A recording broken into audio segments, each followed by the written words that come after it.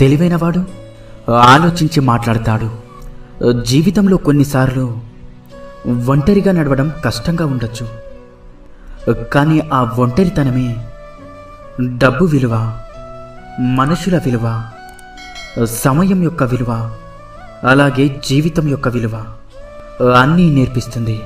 కారణం లేని కోపం, గౌరవం లేని బంధం, బాధ్యత లేని యవ్వనం, అలంకరణతో వచ్చే అందం ఎక్కువ కాలం నిలబడవు. మనం బాగుండాలి అనుకునేవాడు కోపంగానే మాట్లాడతాడు. మనల్ని మోసం చేయాలి అనుకునేవాడు ఎప్పుడూ నవ్వుతూనే మాట్లాడతాడు. ఎంత బాగా బండిని లాగినా గుర్రానికి జాటి దెబ్బలు తప్పవు. ఎంత రుచికరమైన పండ్లు ఇచ్చినా చెట్టుకి రాళ్ల దెబ్బలు తప్పవు.